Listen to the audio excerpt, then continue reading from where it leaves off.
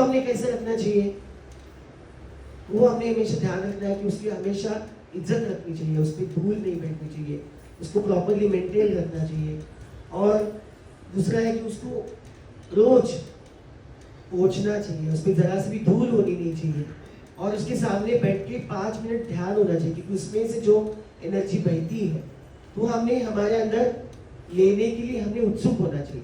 अगर आप बहुत दिन किसी एक फोटो के साथ सामने आप ध्यान नहीं करते तो उसके अंदर की जो शक्ति है वो लुप्त हो जाती है।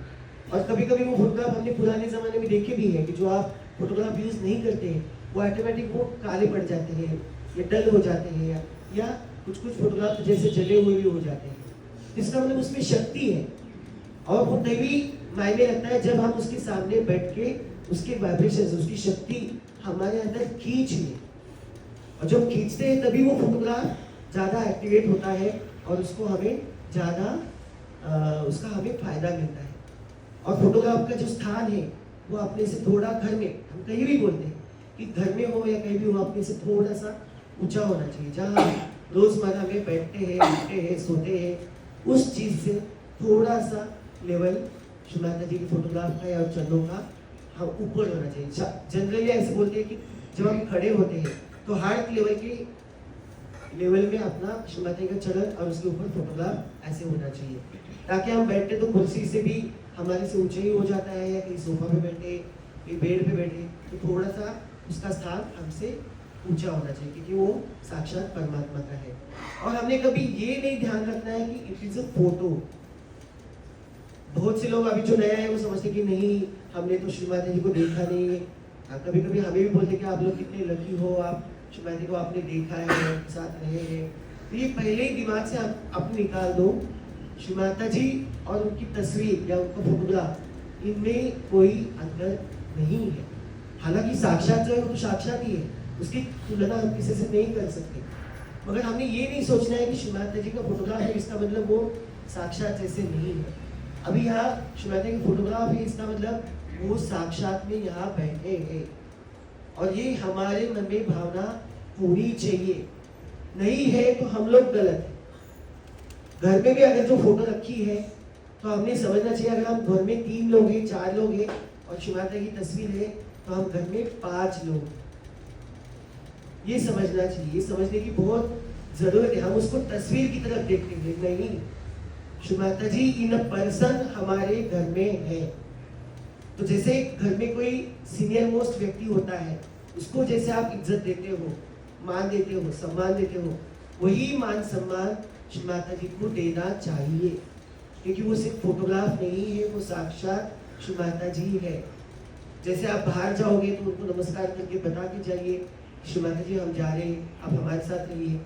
आप आते हो तो बोलिए कि श्री माता जी मैं आ गया, ये कार्य आपके आशीर्वाद से संपन्न हो गया, तो थैंक यू, धन्यवाद करिए। सोने से पहले उनको गुड नाइट कहिए, उठने से पहले गुड मॉर्निंग भी कह सकते हैं, मगर दिल से। अगर वही रिचुअलिज्म नहीं, अगर वो चीज़ दिल से आती है तो ही वो कार्यान्वित होती है। अगर आप ऐसे रिचुअलिज्म करिए, नहीं बस बंधन लेना है, बाहर जाके समय ले लिया चले गए, ऐसे नहीं। तो ये ध्यान में लेना चाहिए कि वो साक्षात श्री माता जी है। ठीक है, अभी दूसरा एंगल हम पकड़ते हैं कि पर्सनल लेवल, खुद का।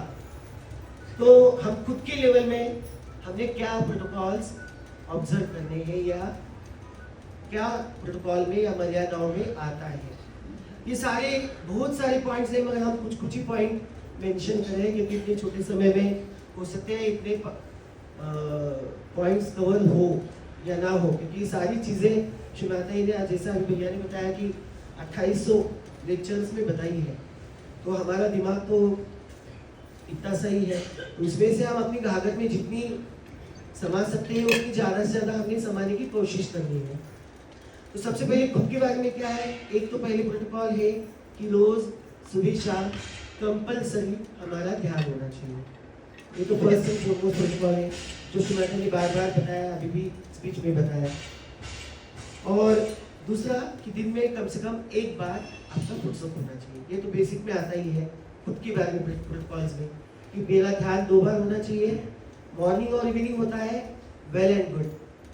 मगर आपको मॉर्निंग इवनिंग टाइम नहीं मिलता, लोगों को कोई बहाना मिल जाता है, नहीं भाई मॉर्निंग तो मेरी बिजी होती है, तो उस बहाने आपका ध्यान छूट जाता है। नहीं, तो जैसे ही टाइम मिले, चलो आप बिजी हो गए, जैसे ही थोड़े फ्री हो गए काम से, 5 उसमें कितना टाइम लगता है, 5 या 10 मिनट। अपने को कुछ घंटों ध्यान तो करना नहीं है। शुभादेवी बोला कार्य भी जरूरी है मगर ध्यान भी जरूरी है। तो 5-10 मिनट बस शुभादेवी के सामने बैठना है जब भी आपको समय मिले, दिन में 2 बार। जैसे अपने शरीर का खाना 2 बार आवश्यक है, अगर एक बार हमने नहीं खाया तो हमारा जी कितना घबराता है। तो ध्यान हमारी आत्मा का फूल है। तो ये ध्यान में रखिए कि अगर आपने एक बार ध्यान नहीं किया तो उस टाइम पे हमारी आत्मा भूखी रहेगी, और सहयोग में आत्मा ही सब कुछ है। तो हमने 2 बार ध्यान किया, इसका मतलब हमारी आत्मा सेटिस्फाइड है और हमारी आत्मा संतुष्ट है खाने के मामले में। और फुटसुक किया, इसका मतलब हमारी शुद्धि भी हो गई, जैसे नसाएं हमारी शुद्ध हो गई, ठीक है। और ये फुटसुक भी सारे 5 एलिमेंट्स ऐसे हैं, क्योंकि हमारा शरीर 5 एलिमेंट से बना हुआ है। उसमें जो सॉल्ट है it represents mother earth element है, वाटर तो जल है ही, ठीक है। फिर आप दिया लगाते शुभादेवी के सामने, तो वो दिया है, अग्नि तत्व है उसमें तेज भी है, तो तेज तत्व भी हो गया। और शुभादेवी के सामने जो हवा है, जो हम बैठे हैं, तो वो हवा भी है। तो ऐसे 5 एलिमेंट से शुभादेवी अपने को क्लियर करती है जब हम फुटसुक करते हैं। तो इसलिए फुटसुक जरूरी है कि उसमें 5 तत्वों का हमारा क्लियरेंस हो जाता है। और हमेशा ध्यान हमारा वाइब्रेशंस पे होना चाहिए, कि अभी हमारे वाइब्रेशंस खुद के, मैं खुद की बात कर रहा हूँ अभी आज का, अभी हमारा खुद का प्रोटोकॉल चल रहा है कि मेरे वाइब्रेशंस कैसे हैं। हमें दूसरों के वाइब्रेशन चेक करने का अभी तक शुभादेवी ने नहीं बोला। आप कर सकते हैं मगर वो अलग चीज़ है, मगर पहले हमने खुद को चेक करना है कि मेरे वाइब्रेशंस कैसे हैं। क्या मेरे मन में अहंकार है, क्या मेरे मन में प्रेम है, क्या ये मैं दूसरे के प्रति सोच रहा हूँ, ये उसके प्रति प्रेम की इसमें मैं सोच रहा हूँ या घृणा के प्रति सोच रहा हूँ। तो इससे हमने लिखा है, अगर प्रेम से करे हो तो वो ठीक है, उसके बारे में सोच रहा हूँ। अगर आप घृणा या गुस्से से सोच रहे हो उसके बारे में, इसका मतलब वो प्रोटोकॉल भी नहीं है। फिर ये तो हो गया, ध्यान हो गया 2 बार, फुटसुक हो गया 1 बार, कम से कम मैं बोल रहा हूँ। फिर शुभादेवी की अमृतवाणी भी सुनी है, दिन में 10-15 मिनट, 5-10 मिनट, जैसे ही आपको समय लगे, क्योंकि शुभादेवी की अमृतवाणी की जो एक शब्द है वो सारे मंत्रास हैं। जब हम ध्यान करते हैं, भले कुछ लोगों को इंग्लिश नहीं समझ आती है और कुछ शुभादेवी के लेक्चर्स इंग्लिश में होते हैं, तो हमने ये नहीं सोचना है कि शुभादेवी इंग्लिश में बात करिए, अंग्रेजों के लिए बोलिए, नहीं, वो सबके लिए होता है। तो हमने बस सहस्त्रार्थ से उसको ग्रहण करना है, क्योंकि उसका हर एक शुभादेवी की स्पीच है, उसका तत्व जो है वो परम चैतन्य है। और परम चैतन्य की कोई लैंग्वेज नहीं होती। वो एक बार आप परम चैतन्य अपने अंदर खींच लिया तो आपको उसका जो शुभादेवी बता रहे उसका पूरा का पूरा सार आपके अंदर आ गया। तो हमें ध्यान, और कभी भी जब कैसेट लगाते हैं, ध्यान करते हैं, तो ऐसा शुभादेवी की कैसेट लगाने के बाद ध्यान में ही बैठना है। ऐसा नहीं कि कैसेट लगाया है, हम बाकी के कार्य कर रहे हैं, कोई खाना बना रहे हैं, नहीं बोलते फिर भी मेरा चित्त यहाँ है, नहीं, दैट इज अगेंस्ट प्रोटोकॉल। शुभादेवी का ध्यान जो लेक्चर है, प्रवचन है, वो हमेशा ध्यान में ही सुनना है, या कभी गाड़ी चलाते समय या ऐसे, तो ज़्यादातर ऐसे ना करें, क्योंकि वो सिर्फ ध्यान में ही पूरी तरह से बैठ के शुभादेवी का लेक्चर सुनना है। भजन आप सुन सकते हो, गाड़ी में हो या खाना बनाते समय, कार्य करते समय, मगर शुभादेवी के जो प्रवचन है, लेक्चर है, वो ध्यान में बैठ के ही सुनना है, ताकि उसका जो तत्व है परम चैतन्य, क्योंकि हमें सारी चीजें तत्वों पे जानी है, वो आप अपने अंदर खींच सकते हैं। तो फिर ये हो गया, ध्यान सुनना हो गया। फिर हफ्ते में कम से कम 1 बार, ये भी प्रोटोकॉल में आता है कि आपको किसी पब्लिक प्रोग्राम में जाना है। बहुत सारे प्रोग्राम्स होते हैं, कम से कम हफ्ते में 1 बार पब्लिक प्रोग्राम्स में जाना है, उसमें पार्टिसिपेट करना है। जरूरी नहीं कि आपको स्पीच दे के आना चाहिए।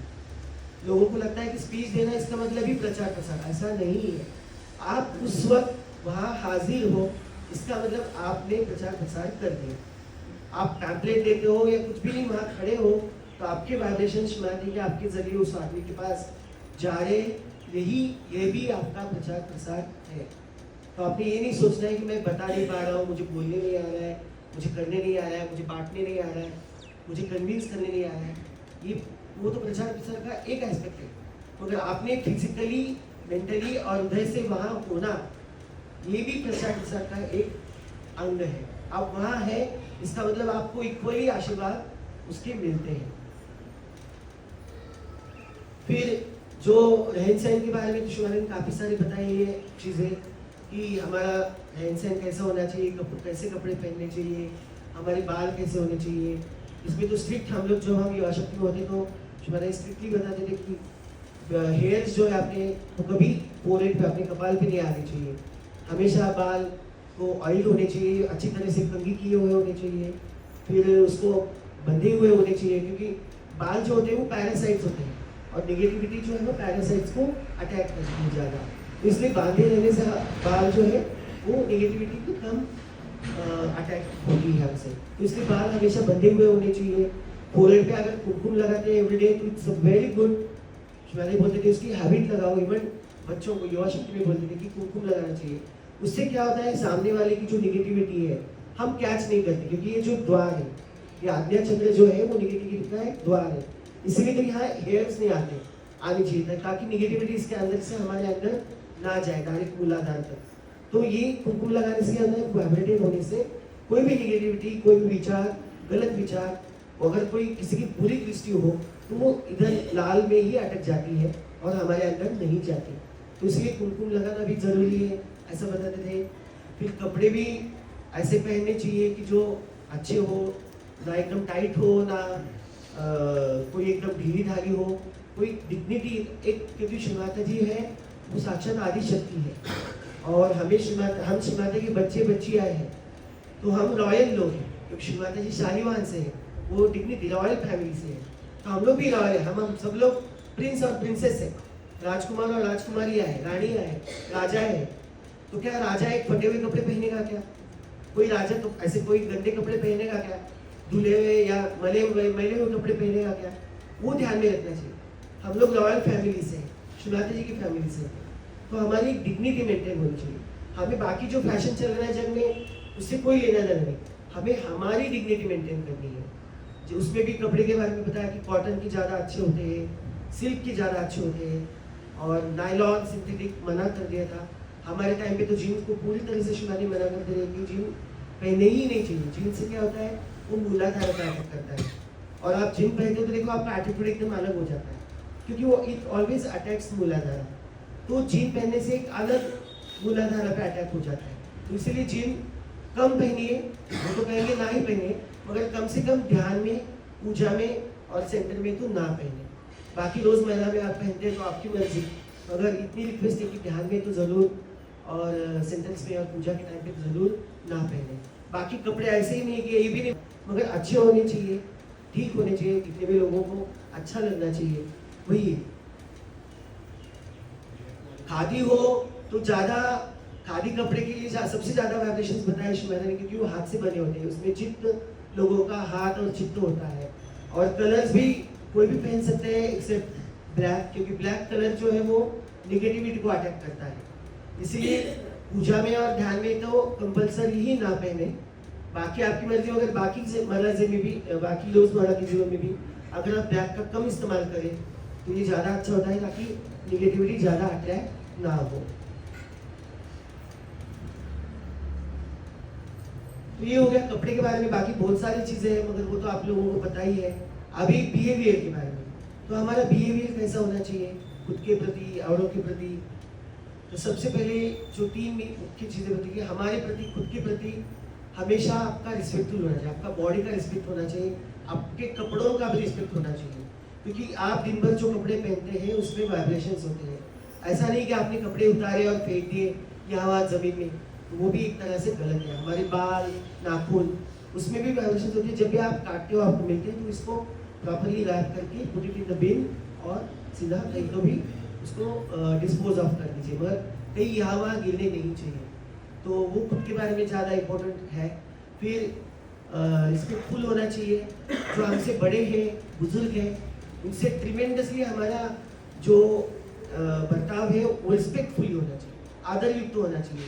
तो हमसे जो उम्र से बड़े, हमने हमेशा, चाहे वो आदमी कैसा भी हो, पढ़ा लिखा ना हो या क्या बोलते हैं कि दिखने में कैसा भी हो, गंवार हो, अगर वो हमसे उम्र में बड़ा है तो उसके साथ हमने हमेशा रिस्पेक्टफुली ही बोलना है। और शिवाताई की हम देख सकते हैं कि शिवाताई तो छोटे छोटे बच्चों को भी सिंगुलर कभी नहीं बुला सकते। जब हम प्रसाद में जाते थे तो छोटे बच्चों को आइए आप, आए क्या, कितने आओ, आप कैसे हो, तो हमेशा शिवाताई ऐसे रिस्पेक्टफुली छोटे बच्चों के साथ बात करते थे।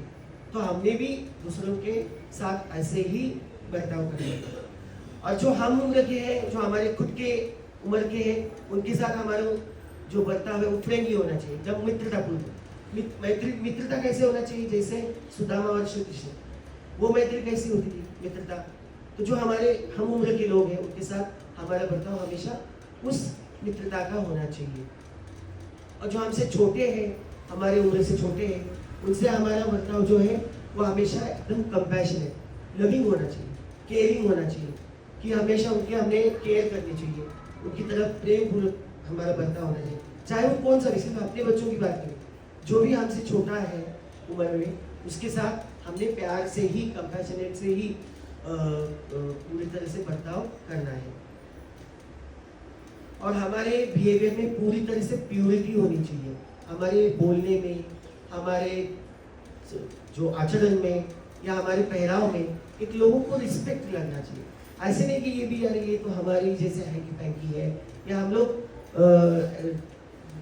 जैसे ईश्वर में हम लोग ऐसे नहीं हो सकते बर्ताव कर, हम लोग संत हैं, हमारी एक डिग्निटी है, तो खुद की डिग्निटी हमें खुद ही मेंटेन करनी है। और हमारा थिंकिंग, हमारा क्या बोलते हैं कि बाकी जो रिलेटिव्स होते हैं उनके साथ हमारा पूरा बर्ताव जो है वो रिस्पेक्टफुली होना चाहिए। जब शिवाजी शादी करके गए थे तो उन्होंने, हालांकि वो साक्षात आदि शक्ति है, फिर भी उन्होंने सभी रिलेशंस को इतना प्रेम दिया, उतना रिस्पेक्ट दिया, उतना उनका केयर किया कि वो लोग शिवाजी को हमेशा सर पे रखते थे। तो उसी तरह से हमारा भी बर्ताव, हमारे भले ही वो सहयोगी ना हो, जो हमारे रिलेटिव्स हैं वो बुरा करते हैं तो उनका उनके प्रति, मगर हमने उनके साथ अपना बर्ताव बुरा नहीं करना। और एक शब्द हमेशा यूज होता था कि हमारे बर्ताव में हमेशा शालीनता होनी चाहिए। जो शालीनता का मतलब है कि डिग्निटी, कि हमेशा एक डिग्निटी हमारे बोलने में, आचरण में, इसमें होना चाहिए। और सबसे लास्ट पर्सन के बारे में मैं बताऊंगा कि हम लोग खुद चलते फिरते श्री माता जी के पोस्टर्स हैं, हम लोग श्री माता जी के प्रचार के साधन हैं। लोग हमें देख के सहयोग में आने वाले हैं, ये हमेशा ध्यान रखना है। चाहे आप काम पे हो, घर में हो, बाहर हो, सेंटर में हो, सहयोगा की कम्युनिटी हो या नॉन सहयोगी में हो, तो ये हमेशा ध्यान रखना है कि मैं एक कहते कि प्रचार प्रसार का सबसे बेस्ट माध्यम मैं खुद हूँ। लोग मेरे को देख के सहयोग में आने वाले हैं, लोग मुझे देखेंगे कि मेरा पहनाव कैसा है, मेरी बातचीत का ढंग कैसा है, मेरा आचरण कैसा है। अगर ठीक है तो ऑटोमेटिक लोग अट्रैक्ट होंगे सहयोग में।